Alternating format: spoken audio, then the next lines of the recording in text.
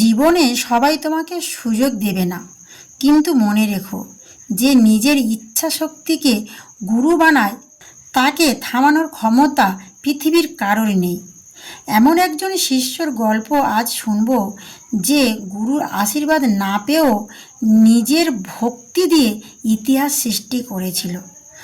কখনো কখনো ত্যাগ মানুষকে মহান করে তোলে, আর সেই ত্যাগের নাম একালব্য। অনেক বছর আগে হস্তিনাপুর রাজ্যে ছিলেন এক মহাজ্ঞানী গুরু দ্রোণাচার্য। তিনি ছিলেন অস্ত্রবিদ্যার সর্বশ্রেষ্ঠ আচার্য। তার কাছে শিক্ষা নিতেন পাণ্ডব ও কৌরবেরা। বিশেষ করে অর্জুন ছিলেন দ্রোণাচার্যের সবচেয়ে প্রিয় শিষ্য। দ্রোণাচার্য একদিন প্রতিজ্ঞা করেছিলেন, আমি অর্জুনকে পৃথিবীর সর্বশ্রেষ্ঠ ধনুর্ধর বানাবো।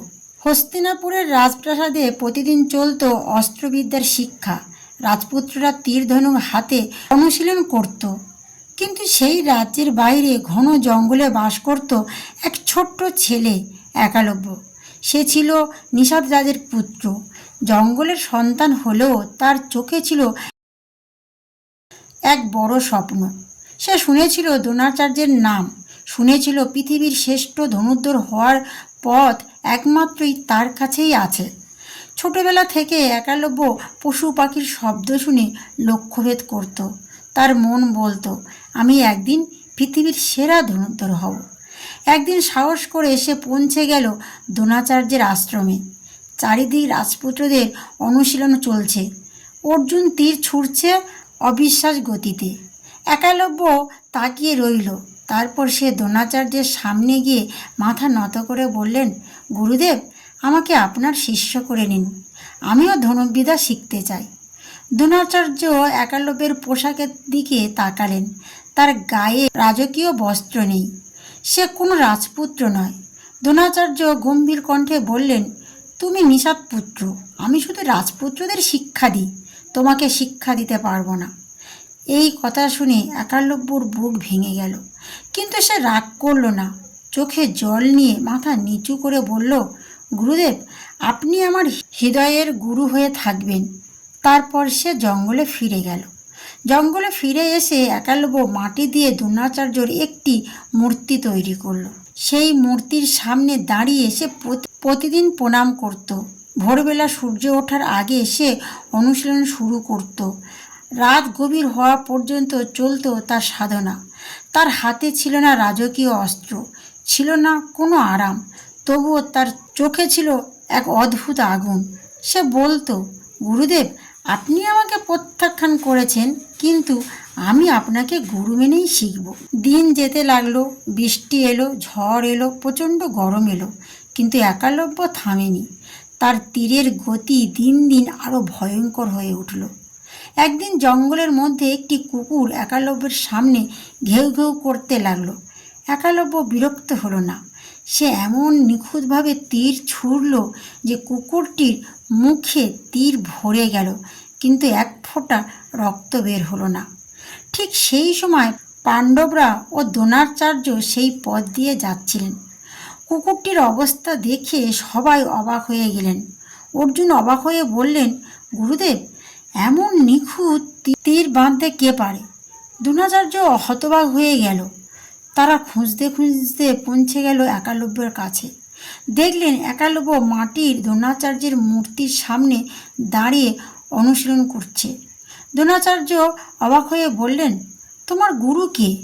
একালব্য হাত জোর করে বললেন, গুরুদেব, আপনি। দ্রোণাচার্য চমকে উঠল। আমি তোমাকে কখনো শিক্ষা দিইনি। একালব্য মৃদু হেসে বলল, আপনি আমাকে শিক্ষা না দিলেও আমি আপনাকে হৃদয়ের গুরু মানি। এই মূর্তির সামনে দাঁড়িয়ে প্রতিদিন অনুশীলন করছি। অর্জুনের মুখ ফ্যাকাশ হয়ে গেল, কারণ সে বুঝতে পারল এ যুবক তার থেকে বড় ধনুর্ধর হয়ে উঠেছে। দ্রোণাচার্য মনে মনে চিন্তিত হলো। অর্জুনকে কথা দিয়েছিলেন অর্জুন হবে পৃথিবীর শ্রেষ্ঠ ধনুর্ধর। তখন দ্রোণাচার্য একালব্যকে বললেন, যদি তুমি সত্যি আমাকে গুরু মানো, তবে আমাকে গুরু দীক্ষা দাও। একালব্য আনন্দে মাথা নত করল। বলুন গুরুদেব, আপনি কি চান? দ্রোণাচার্যের চোখে কঠিন ছায়া নেমে এলো। তিনি বললেন, আমি তোমার ডান হাতের বুড়ো আঙুল চাই। চারিদিক নিস্তব্ধ হয়ে গেল। অর্জুন অবাক হয়ে গেল, কারণ বুড়ো আঙুল ছাড়া ধনুর্বিদ্যা প্রায় অসম্ভব। এক মুহূর্তের জন্য একালব্য দ্বিধা করল না। তার চোখে জল এলো, কিন্তু মুখে হাসি রেখে সে বলল, গুরুদেব, আপনার জন্য আমার জীবনও উৎসর্গ করতে পারি।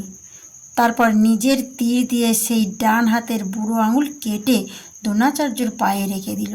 সেই দৃশ্য দেখে পুরো বন যেন স্তব্ধ হয়ে গেল। পাখিরা ডাকা বন্ধ করে দিল। দ্রোণাচার্যের চোখে জল চলে এলো, কারণ তিনি বুঝলেন এমন ভক্তি পৃথিবীতে খুব কম মানুষ দেখাতে পারে। বুড়ো আঙুল হারানোর পর একালব্য অনুশীলন ছাড়েনি। সে অন্যভাবে তীর ছোড়া শিখছিল। তার শরীর হার মানলেও তার ইচ্ছা শক্তি কখনো হার মানেনি। আজ 1000 বছর পরও মানুষ একালব্যকে মনে রাখে, কারণ সে শুধু একজন ধনুর্ধর ছিল না, সে ছিল ভক্তি, ত্যাগ আর অধ্যবসায়ের প্রতীক। যে মানুষ নিজের স্বপ্নের জন্য সব কিছু ত্যাগ করতে পারে, তাকে ইতিহাস কোনোদিন ভুলে যায় না। গুরু যদি পথ না দেখান, তবে সত্যিকারের ইচ্ছাশক্তি মানুষকে গন্তব্যে পৌঁছে দেয়। জন্ম নয়, মানুষকে মহান করে তোলে তার পরিশ্রম ও ভক্তি। তাহলে বন্ধুরা, একালব্য আমাদের শেখায় প্রত্যাখ্যান মানেই শেষ নয়, কখনো কখনো প্রত্যাখ্যানই মানুষকে ইতিহাস গড়তে শেখায়। আপনার জীবনে কেউ যদি আপনাকে ছোট করে, তবে ভেঙে পড়বেন না। নিজের পরিশ্রমকে অস্ত্র বানাও। দেখবেন একদিন পৃথিবী আপনাকেই সম্মান করবে। রাধে রাধে। জয় শ্রীকৃষ্ণ।